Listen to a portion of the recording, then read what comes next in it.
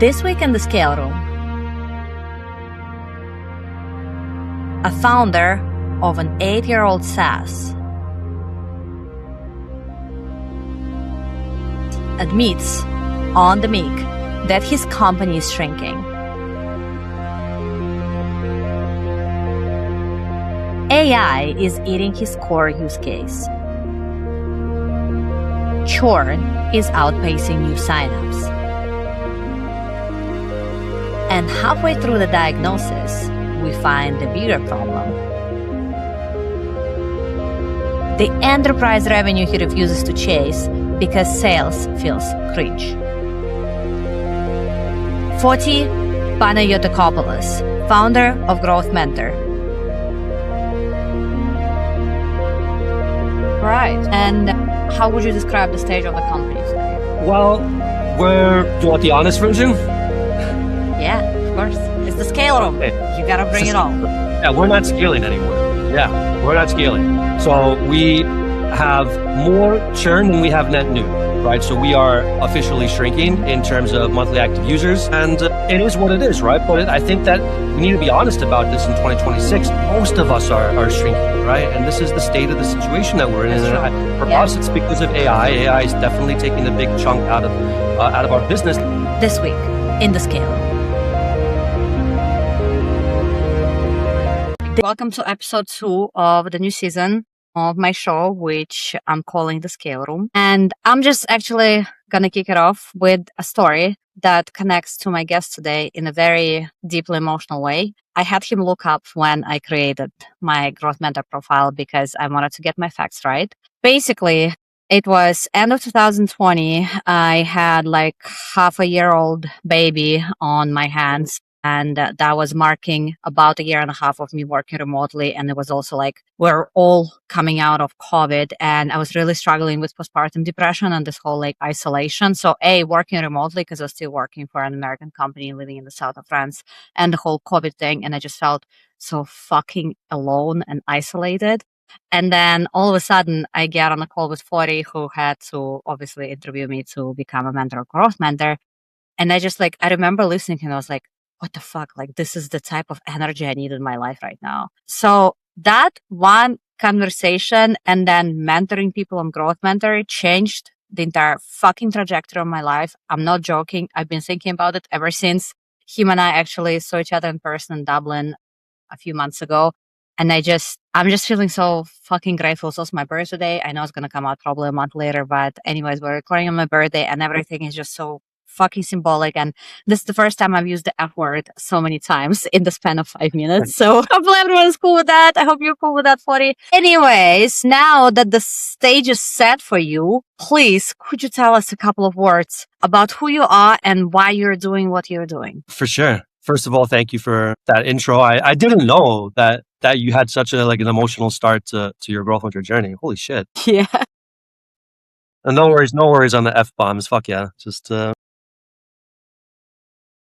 I don't think I kind of realized the weight of that event until very recently because I've done a lot of retrospection on my life. And then I started connecting some dots that, like I said, might seem small, but in reality, they were this launch events. So one event was launching another one, etc. And for sure, you and GrowthMentor came to me in the right moment when I was feeling really down on all fronts. So why did you start GrowthMentor? So why did I start? Great question. I've answered this thousands of times. Because I do these interview calls and it's the number one question that all the mentor of course ask. Why did you start this? And the answer is I needed it, right? For myself, I was leading marketing at my brother's tech company, which he started in 2004. And I graduated out of university in 2007. I just jumped right in as the first non-engineer dude, the marketing guy. And I was like, all right, let's help you out. Let's grow this thing together. I just self-taught. Right? I didn't know anything. I didn't have a boss who was like, all right, this is what you got to learn. This is how you're going to do it. Just figured it out by reading blog posts and watching YouTube videos. And I liked it a lot. So I became obsessed and I put in a lot of hours. And I got, let's say, quite okay at it. But at one point, I really needed to talk to other people. This was 6-7 years into my career. It's around 2013, 14, around there. and I didn't have anybody to bounce ideas off of because the company started to grow. And I had to make some expensive decisions about what I'm going to invest resources in, ad budget, so on and so on. I started noticing that I was a website redesign-aholic. So every time I thought like we were plateauing, I was like, "Oh, we got to redesign the site," and I did like of them in the span of 7 years. It was insane, right? And I was like, "All right, you clearly have a psychological problem that you need to check in on this and see like what's going on with you. Why do you keep thinking you need to redesign the site?" And so I went on Upwork, and I was like, "All right." Because there was no mentorship platforms over there. And how are you going to find people to talk to? I don't want to hire some consultant and pay $500 an hour or go to clarity.fm and pay $10 a minute. Fuck that. I want to talk to operators doing the thing that I'm doing, right? The people that I would potentially want to hire, because those are the ones that I trust, right? So how do you find those guys? You go to Upwork and you look for freelancers. So I was like, all right, let's post a job for an AdWords specialist. And the job posting was to the effect of, I just want to talk to you. I don't want you to do the thing. So do not pitch me. I just want to pay you like for an hour of your time just so we can screen share and I can show you what I'm doing and you can tell me if I'm fucking up, right? Or if there's anything that's completely glaringly wrong that I'm doing, or if I'm doing everything the right way. Because I was suffering from paralysis analysis. I would just constantly tweak things and I would never really push because I was scared. And I jumped on my call. It was the first guy, which was from Israel. And he looked at my account. We did the screen share. I talked my logic through, and just being able to like verbalize, like, oh, like it felt so good. Like he was listening. He understood my thought process. And he was like, dude, this is really good. Like, what's wrong with, like, why are you not going with this? And I was like, I don't know. I just didn't know if it was good or bad. And after the call, I pressed start on the campaigns and it actually was not bad. And then that gave me confidence to keep pushing forward. And for some people, it might sound a little bit pathetic, like, oh, you need validation from other people. But I don't think of it like that as well. I think that smart people realize that they know nothing, right? Like there's just so many levels to this, and they get this trap of just questioning their own sanity sometimes. It's not that I need somebody to validate me so that I can feel like I'm, worthwhile or whatever. For me, I just want to make sure that I'm going directionally in the right direction and I'm not going to make a mistake that's going to bite me in the ass later on, right? It's just a self-preservation thing. So for me, having with an intelligent person who's literally doing what you're doing at a higher level than you, first of all, humility to be able to accept that there's other people out there better than you. For me, that's priceless. And I did that call with that dude. I forgot his name anyway.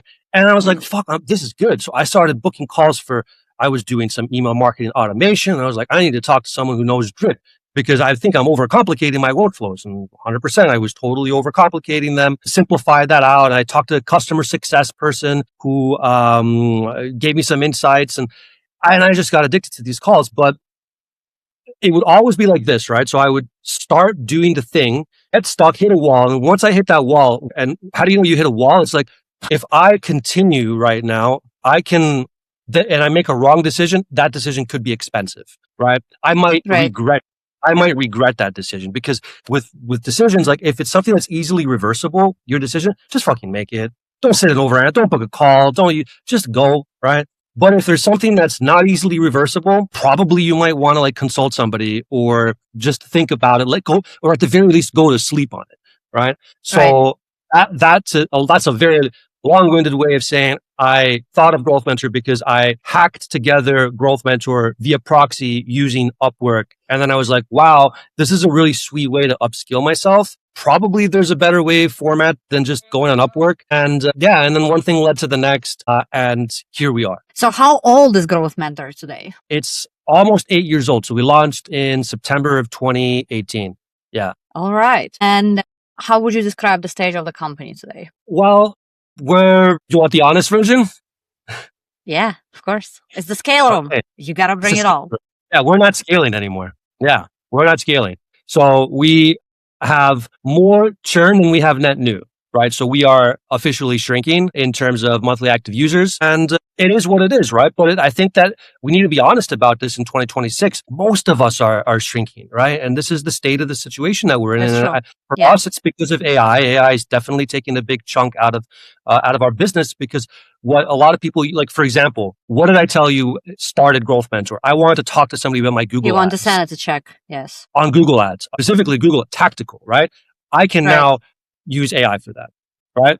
And it's quicker, it's faster, and honestly, it's probably even better. So that's Well, I don't think, I mean, it still doesn't have human judgment. It's going to give you, I guess, like all the theory about this, right? And like based on what the model is trained, etc. But I do understand where you're coming from. I see the pain. yes, people that I just can't, we can't hide behind the obvious fact that it's extremely intelligent. It's very good. I'm shocked every day with the new use cases of Opus 4.6 specifically. By the time somebody watches that, we might have 4.7 out.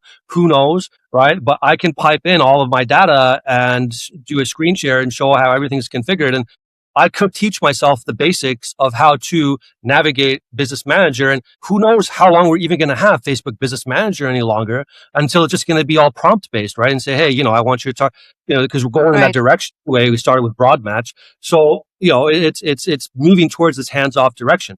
Having said that, though, looking at the usage patterns of GrowthMentor, the majority of calls now are not about tactical things. And I think that there's a lot of value in being able to backtrack a little bit, right? Tactical things are, I think it's definitely important, right? But the issue isn't that now. It's, I can do anything I want. I can build whatever I want now. I can move so fast with such high quality. What matters now is direction, right? It's direction. Where are you doing? What are you choosing to work on? Where are you choosing to invest your resources on? And that is where I think that having a human conversation is the most valuable, right? And that's kind of where I think I want to reposition ourselves in more of a sanity check kind of setup. So I don't know what your thoughts are on that. I mean, I think that's exactly why I brought up that human judgment still cannot really be replaced. Sure, AI can process shit ton of data points, etc. But the pattern recognition, I think, is still sitting in the human brain. It's let me give you this example. So recently I've been working on the client case who has super messy data. Even though there are multiple million ARR, the data is not clean. So try giving that to ChatGPT or whatnot. That, the thing is never going to be able to read it. However, with the human brain, you're able to skip the gaps, make some conclusions, and ask the right people about what might be missing as the context. I guess it's contextual intelligence, right? And all of the LLMs are missing it today. I mean, how fast it's going to evolve? Nobody freaking knows. But in my case, and these are actually, funny enough, the calls that I still take today, I don't take no tactical calls anymore, because this is just, let's call it above my pay grade, right? I'm you can book someone else a lot greener for these questions. I only book the calls where people are asking me, okay, I'm not sure what to do anymore. I'm not sure if I have to pivot, on the strategy and system level. This is the calls that I would take. Or people who are just starting out, they have no idea what they're doing. Try to give them, I guess, the sequencing stuff. So system and sequence. These are the calls that I take today. And this is where I also guess, because my love language is being of service. So whenever I have a call, for example, I think it was last week or the week before, it was with a lady who got meshed with me through your new AI, something like this. You have okay, yeah. So it was she's a product manager out of Bulgaria. She was basically saying, I keep running in circles. Of course, I ran this through ChatGPT, blah blah. She's building, I don't know if I just basically she's building something for the pain that she feels as a mom. Let's put it this way. So because I don't want to potentially disclose her identity. She was so not sure of herself and just running in the same loop. And you know what I had her do, which ChatGPT would never fucking advise? I was like, okay, how about this? I was like, where is the nearest mirror in your apartment right now? She was like, oh, just right there. I was like, okay, I need to go to that mirror, take 2-3 minutes, however long you need. She had the kid with her. I was like, take the kid. I was like, go look yourself in the eye and say, I'm the fucking queen. I'm smart. I can do this. I'm capable. I grew a fucking human being in my belly. There is absolutely nothing I cannot do today. And she had tears in her eyes. She was like, you want me to do that? I was like, yeah, go do it. It was like, do it now. like loud so they can hear it. And like, Yeah. it was very soft first. And then she was like, she kept repeating it. And I was like, yes, yes. And honestly, of course, I gave her some other like super practical advice on how to approach launching a product, etc. Yeah. But those few minutes were the most instrumental in that call. No fucking AI can do this today. Like you cannot replace the coaching element out of this. That's what I'm talking about. Yeah. It's when humans talk, there's an energy exchange. I believe that, right? And you don't have that with this clinical AI. I mean, it's complete bullshit that's going to be able to replace the human connection and the value thereof, right? Because that one thing that you did over there, that could have trickled a butterfly effect that could change the rest of her life. Just like you mentioned in the beginning of this call, how you had those calls would potentially change the trajectory of your life. I do believe that one conversation, meeting one person, can impact your life, whereas one prompt is not going to change your life, no matter what, right? It's cheap. It's a cheap dopamine. And I'll even give you my own like personal use case example. Of course, I'm like a ChatGPT junkie. I have like tons of projects on it, and one of them I call personal coach, as in like I use this as my therapist, obviously. So it has like the background about me, etc. And the thing is, sure, sometimes it's like able to I guess verbalize or rather lay things that I'm asking it about. Like I will give it the pattern and it will tell me what exactly is going on. But because I prompted it in the right way, it's like if I didn't already set it up thinking that this is what I'm looking for, it would have given me completely something else. It's like I would have been like misdiagnosed by AI, because I didn't like lead it in the right direction. And I think that's also the danger of it today. But I don't want this conversation to turn into like, AI, pro AI, whatever. So if I were to basically, I guess, give my thoughts on where I would see you taking GrowthMentor today, it's exactly this like human element of like human judgment. As in, I think the only calls that should be happening on the platform, like remove all the tactical stuff. Don't do this anymore. Like there are other platforms for that. Who cares? The real value that GrowthMentor brings is exactly this. It's like this, I guess, more so coaching experience sharing, like trajectory setting, etc. And this will probably eliminate shit ton of mentors on the platform today, because I don't think everybody is capable of that. There's a lot of good people who are very good on like tactical level, but you ask them on this like strategy, I call it like lateral or horizontal thinking, they're not able to do that, and it's okay. But I think this is how I would see the future of the platform today. Yeah. Mention something. Have you surveyed the mentors and ask them what? Like how are you still getting value out of the platform? Like, are you enjoying the calls that you're having?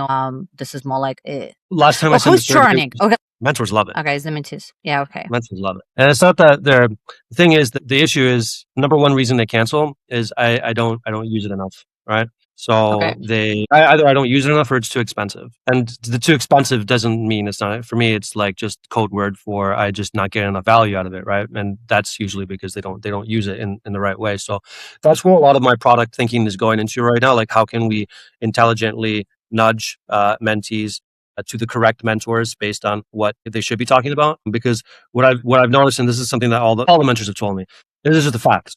Every time that someone books a call to talk about topic A or topic B, it becomes topic C or D. We never talk about what they think they're going to talk about, right? Because that's not really their core issue.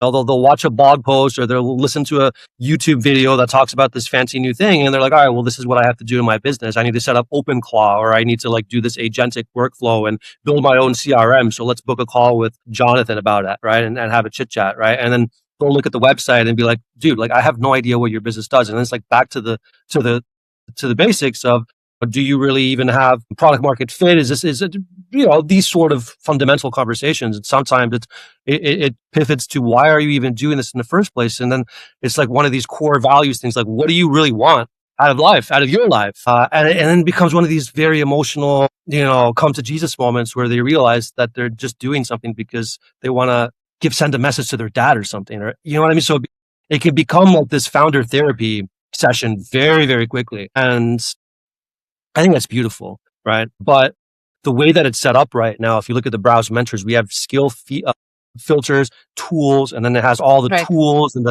you can fill. And it's, I think what you mentioned is correct. You're in the correct direction there. That's not really reflecting the common day reality of what GrowthMentor is being used for. And that really is, for the most part, just blind spot detection. The people, I think that, especially those that are slightly neurodivergent, like I am, and I think that you are as well. Like, like this is always like wired, and we know, we have self-awareness, right? People that have this self-awareness, they're the ones that are drawn to GrowthMentor, and they're like, look, Right. I don't know everything, and that's okay. They're not the arrogant types, and they're like, please, like, I just want to have a conversation with someone so they can test my own assumptions, because ChatGPT is not doing it for me. Everything I say is, oh my God, this is the best idea ever. It's the best idea ever. Yep. And I think people are starting to wise up to that, and they're like, fuck this shit. I just want to have a conversation about this at the very least, so I can hear myself talk out loud. People, the only way they're hearing themselves talk is either they're talking to their partners or girlfriends or boyfriends or husbands or wives or whatever, who are not the right people to bounce ideas off of because they don't have the right context and business acumen, or they're talking to these AIs and they're doing the voice memo thing. I have Super Whisperer on my phone, and I'll be walking down the street and I'll be just like, yo, blah, blah, blah, blah, and I have OpenClaw and I'm like building applications and shit when I'm walking to buy a coffee. Like, it's insane where it's going, but we can go very fast and we can build high quality outputs, especially with Anthropic. You mentioned ChatGPT a couple of times. Go to the Claude side of the it's a different world. Well, but does it even matter, right? Is this the direction that we need to go to? Is this where is the decision that we're making right now something that 10 years from now we're going to be like, fuck yeah, I'm so glad I made that decision 10 years ago, right? Because like I like to think of decisions like this. How am I going to think about the decision in 10 hours from now, right? 10 months from now, and 10 years from now? It's just so easy to build stuff. I know. And this brings me to what I've been, I guess, attempting at doing last year, which eventually I just like shelved it because I just didn't have the technical capacity. So you just like, I think you're hitting the nail on the spot with the fact that most of the times, like when we need, it's actually most of the people like the ability to ask the right questions. That's the thing. It's like, that's the fundamental skill that lacks. And ChatGPT or whatever AI is not going to do this for you unless you ask it to. So, for example, all of my projects are set up in like Socratic mode, where it's going to ask me questions to help me drill down to the real problem, help me ask the right question. And that's the thing that I was trying to build last year, which, like I said, I eventually shelved because I just couldn't, carry it over tech wise. But I think that's. Can you give me the elevator pitch of what you were trying? Yeah, so I was trying to build what I call kind of like a decision-making cloud. Basically, when a person is making strategic decision, a lot of times, like you said, they don't have blind spot awareness. They have a lot of biases. They're not even asking the right question, and they're missing like the big picture. So I was trying to train, I guess more like a co-pilot for it to just help anybody who is making executive decisions. I'm not talking about like life decisions, to help them have simply a better decision-making process that would actually go through a certain framework. It could be paused, it could be saved, etc. Like you can come back to it. And it was supposed to catalog all of your decisions into a nice cloud.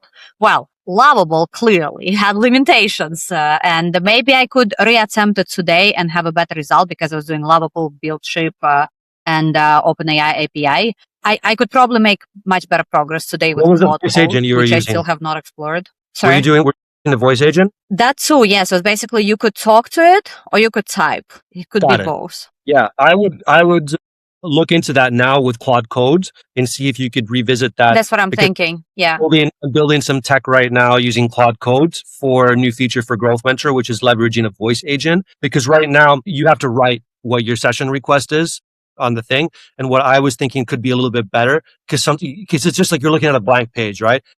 But to have a voice agent on your session request booking where you'd push the button and then like the AI version of that mentor will be like, all right, tell me what you want to talk about, right? And it'll ask a couple of questions guiding them and then done. And then that audio automatically turns into a session request nicely formatted properly. So the mentor also gets a little bit of a better quality output sent to them because a lot of the session requests are written very poorly, as you know. Yes. Because they just don't know any better. So like, I think that's the general direction. I'm very bullish on voice agent technology. It's and I think, obviously like the enablement pieces and voice text, whatever, it doesn't matter. But you were hitting the problem on the head just before when you were saying, a lot of times when somebody comes to the session, that's the same thing that happened to me. They come with one problem. It's like, I think I should be running Google ads. And I'm like, whoa, back up. let's take it to the very beginning. And we're wasting like half a call doing this, right? But if they could actually go through AI, so if you could like improve this part of their user journey, basically let them get to the real problem so that the mentor can actually focus on the real problem, not waste like exactly. Yeah. Some of that, like to the bottom of it. Yeah. That first 10, 15 minutes of figuring out what we probably should have already known in the beginning. I think that could be offloaded to AI using these voice agents. So that's something I'm building right now. So like, if you want to, even afterwards, we can have another call and I can show you like plus minus, because I just got into Claude Code a couple of weeks ago, and like I rebuilt the entire AI matching myself in the back end, and then now I have my own branch to that production. My developers are like, oh my god, holy shit! Okay, yeah. So, no, I'm super bullish on this. So you take the thing that has hurt you like originally, as in like the AI adoption, and you flip it on its head. And then here you go. All of a sudden, it's like people can actually use the platform in a more productive way. And I think also basically you said that, sorry, what was like the second reason the churn is happening? So you said this because the AI is hurting. And what was the second part? They're not using it often enough. Use it enough. Yeah.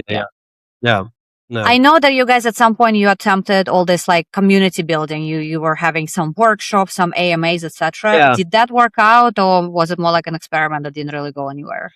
We did it for a couple of years, and I regret stopping it. I shouldn't have that. We were doing workshops every week. We had a new mentor on, and we were sending out emails, inviting people to go to the Zoom, and we would then, after 2 weeks later, share the video recaps and all. It was great. It was good. It was just a lot of moving parts, and the quality for me, like the process of the system behind it, wasn't at the level that I need to. And I was at that moment in time that I personally was going through a hectic time in my personal life, and I had some burnout issues, and I was like, fuck all of it, just put it on pause. Doesn't really, because I couldn't see any direct attribution of conversions from it. And I was like, all right, we'll deal with this another time, because ultimately what I wanted to do, and this is what I was telling myself, is I will build this into the products, right? So there's SDKs, by the way, that are available where you can have video webinars directly live within the application, right? So I had already prototyped out this feature where we call them GrowthMentor Lives. So a mentor could basically say, okay, I'm going to go live at this time and I'm going to talk about this. And then they could make their little landing page similar to Luma. You know, Luma? How beautiful. Yeah, of course, yeah. I want to build in Luma into GrowthMentor essentially, so that they could share their own little events, and then we could have a rev share as well. So if anyone joined their workshop and then converted, they'd get 50%, that kind of thing. And then that didn't happen. And then it was like, well, we killed the other thing. And it was like, oh man, well, could have at least kept the Zooms going. So yeah, I do think it's a really good thing to do. And I actually am starting it up next week. I already have the first two guests in the pipeline, and if you want to join as well, hell yeah. I would love to. It's my bread and butter. That's why I volunteered at my kids' school today. I'm half joking, but yeah, it's the thing that really, I guess, if we're talking about like energetic stuff, it's just really what makes me buzz, and then all of a sudden like other things start lining up. So I would be all for it, because I think in the period when you were actually actively doing this, I was like in my low period, and I was like, I would love to do it, but also I feel dead inside. So. Yeah. Every time I attempted at filling out a type form and volunteering, I just was not going through with it. But I thought it was a really good initiative. Yeah, no, we're gonna start it up and see where it goes from there. What else do you want to take this conversation? So I want to take it where Ryan was trying to take it back in Dublin, when he was like, Foti, why aren't you talking to all of those enterprise clients here right now? So why aren't you talking to enterprise clients? Like, page them and be like, yo, we have this pool of people who you can like sign up and have access to for all of your employees, or I guess not whatever, like the key employees that should have access. Yeah, I mean, so I've tried to do this cold email campaigns. I really did put an effort to do the cold email campaign thing. And the emails were very good, and the targeting was good, and all of that. And I just never really saw any results from it. And beyond that, some people. I think that one requires a little bit more relationship building, because you're operating more in like high trust territory. That's the way, like, basically describing my own pain point, as in like the services that I do today, basically the scale architecture and whatnot. If I approach somebody completely cold, that's probably not going to happen. So I have to make it work. Okay, so let's brainstorm this, right? So just thinking right now off the fly, what if I ask the mentors for intros and then we do some sort of a rev share thing? Fuck yeah. I was just going to say that they're already, like, most of them are working at some sort of a company. So they could just, they could get a referral bonus. Yeah, I've tried that as well. But just not in the system. Now, though, with AI, it's like, I could scan through, I could make a whole dashboard to organize this where I could come up with basically shortlist the highest opportunities by having the script that goes through, looks at their LinkedIn profile, looks at their past jobs, and and so that for me was the big like time sucker, right? A year ago, if you would ask me 2 years ago, how do we do this? Like, who am I going to reach out to first? Like, how are you going to do this? For me personally, I don't like sales. I don't like if someone books a call on my calendar and they want to buy, fuck yeah. I'm like, hell yeah, I'm in it. I'll go on there. I'll do it great. But I'm not the type of person that's going to knock on someone's door and be like, hello, I don't know you, but like, I just want you to give me my money and I'll give you like, that's for me not interesting. Like, I'd much rather build products and stuff like that. So yeah. And I don't want to hire anybody to do this because we're just not VC funded. So I'd rather just like want a couple extra vacations a year kind of thing. Well, we're about to have a coaching conversation now then, because I mean, I had to have this conversation with myself, and thank God I actually did have a coach at the very beginning of last year. It's like, I was also like terrified of like having to, put myself out there and actually teach anyone. And for me personally, it came down. It's like, he was like, no, this ain't it. It's like, there is nobody who's not like a salesperson. There are always reasons to that. And my reason to that was that I was apparently significantly undervaluing myself and letting other people, like, I guess, distinguish my own value instead of having it internally driven. That's what was stopping me from putting myself out there and saying, hey, I can actually deliver value, because I didn't believe I could deliver value. I mean, it sounds silly, right? It sounds so simple. Fuck, it took me like months to get to this conclusion. Finally be like, you know what? I can actually help people, and I can deliver value. And this might be, it's like some internal shit that you gotta work through, because I think this a very valuable revenue stream for you guys, and you just not being that person is not a valid reason, because the money is there. The question is whether you're going to take it or not. Perhaps. Yeah. I don't know. It just seems it's out of my comfort zone, right? But what they say I know. You know what? I heard this when we were in Dublin. You were like, no, like, I just don't want to do it. I was like, fuck, that's exactly how I feel. Oh, we were at the couple. You were like, how come you're not talking to everybody, right? Exactly. Yeah. It just feels like I'm like annoying people. I don't want to be that sales guy. It's just a thing. Yeah. I mean, that's exactly how I felt, and I probably missed a lot of opportunities there. I feel like I haven't, like, I'm doing good enough. Like, why should I like put myself through that discount? Like, yeah, it's just, I know it's definitely a mental thing. I need to maybe that's not my channel, and like I'll maybe delegate it to somebody else. But if anybody wants to talk to me about buying a team plan, of course, like I'll love to talk to you, but I'm not going to knock on their door. So that's what you're doing. I think exactly as I did, is basically you're letting other people tell you that you're valuable because you don't think you can bring any value. No, I mean, I might be like misdiagnosing this. Valuable. I know I'm valuable, but it's just, I just don't want to knock on it. Just makes me feel a bit cringy. Like I'm telling you what my coach told me. He was like, it always comes down to the fact that you're just, like, basically you're scared of hearing a no, because that's going to define your value. And he was like, your value is not defined by somebody else's no. It's like, you're the only one who defines your value. Yeah. That's an interesting perspective. I never thought of the thing I always tell myself. That's it. Yeah. But I do think it's a valuable revenue stream. I mean, have Jazz do it? I don't know. Is she more of a salesperson? No, actually worse than I am at this. Okay. It's like, I can see so many like expansion opportunities in there. It could be, the team plan. It could be even, you could like have packages for them, as in like once you buy the monthly subscription, you can have 10 calls or whatever. You can even like grade mentors in terms of like, I don't know, you can have 2 calls with like alpha mentors and whatever. Like there's so many ways to, I guess, like slice this cat. It's just, I think you should really try it out. Okay. I will definitely investigate it. I was actually thinking I had a call with one of the other mentors, like literally right before, Tim Chakir, shout out, one of the best AI dudes. And he systematized his entire business, and he has just agents reaching out and doing a lot of the dirty work that I don't like to do. Aspire to that. And I know it sounds really cringe, so it does to me as well, but I'm just going to investigate a little bit, because it's the evolution of cold email in a sense, right? If we could at least personalize it and make it a little personalized, kind of ironic when you're using it, side by side with AI, but you know what I mean. Bring some more personality into it. I think that's yeah. But the whole I'm very much an inbound. Like if you like it, you want it. If you think the time is right for you, come over here and we'll have a conversation, right? So I'm really optimizing for that, and always have been. Except for those times that I did. You do know that this is the biggest fallacy in the startup world. If you think that you just build a great product and they will come, that ain't gonna happen. I've seen that happen so many times. That's why you go out of growth loops and you think about your K factor. That is also true. All right, so I challenged you on that. Okay, I think my last challenge is understanding how many side quests that you have, because usually the side quests can take away from. I guess it could be like avoiding the main pain. So you can go on the side quest, blah, blah, blah. But also the side quest can eventually turn into the main quest, depending on the size of the opportunity. Yeah. So are you asking if I have side quests? And if so, what are they?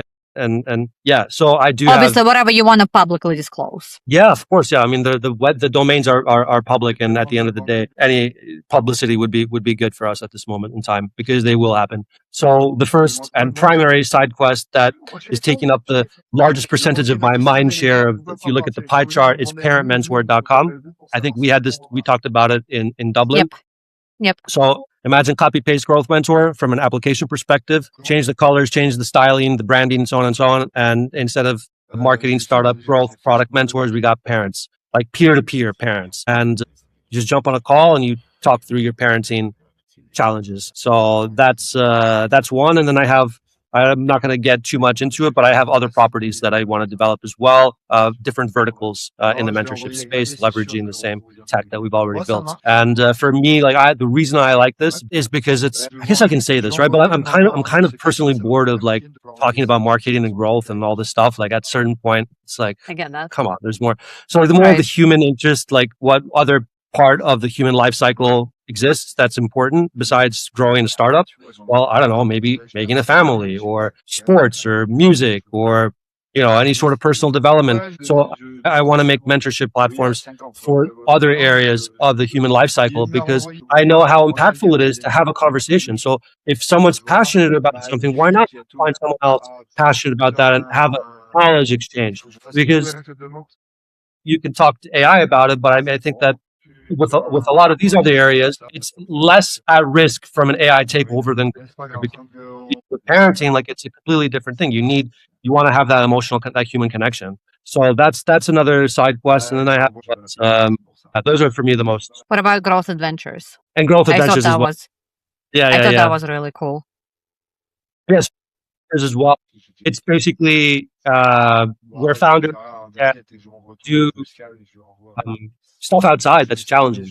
So I had a pretty decent sized burnout situation a year and a half ago. And then we have Growth Adventures, that's something that's really early stage. I haven't put that much effort in the last couple of weeks ever since I announced it on LinkedIn, but just where founders can do physically challenging things together and bond through the process of being completely uncomfortable. And so the first event that I'd love to do is climb something, maybe Mount Kenya is the first thing on the list. So it's my bucket list. That was really cool. It's my bucket list, but like open source.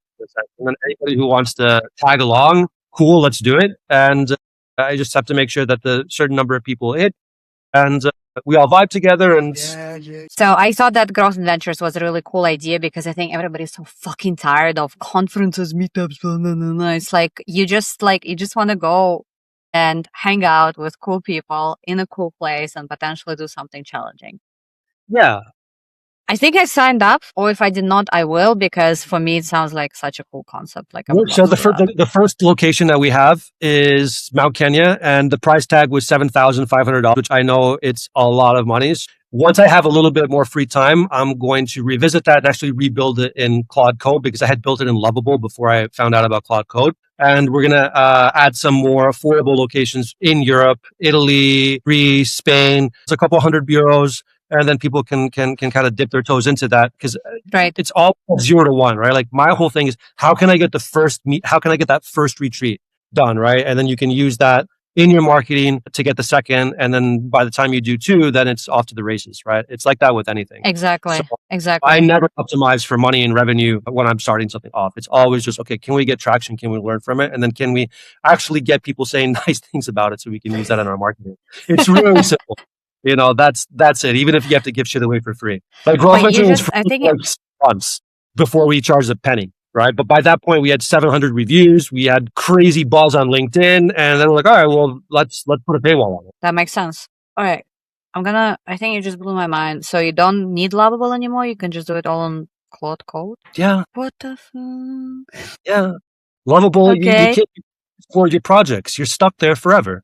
I don't understand why anybody. How do you deploy it? How do you deploy it?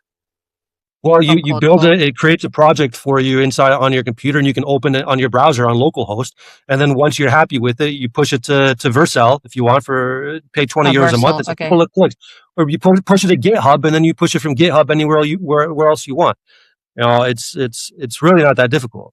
And wherever you get stuck, you take a screenshot. I'm stuck, throw it back into Claude Code, and he tells you what to do. Okay, you just officially blew my mind on that. Because I've also been Lovable junkie and like never moved from there. All right, woohoo! So you just mentored me on a couple of things too. I see what it's about. It's about your unknown unknowns. That for me is why GrowthMentor is so good. Why in general? Fuck GrowthMentor. Just in general, talking to other people, right? Right. Just have conversations with other people and just have your eyes open. Be a little bit curious. Like, oh my god, I didn't think about that. And we're so stuck in our own little bubbles, and we've been. Yes.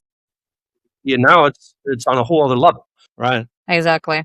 All right. My signature final question. What is the one truth that you know today that you wish you could have told your younger self at an important period in your life? You're okay, right? You're good. You're good enough, right? And there's nothing wrong with you. Like, that's it. That's a deep one. Yeah.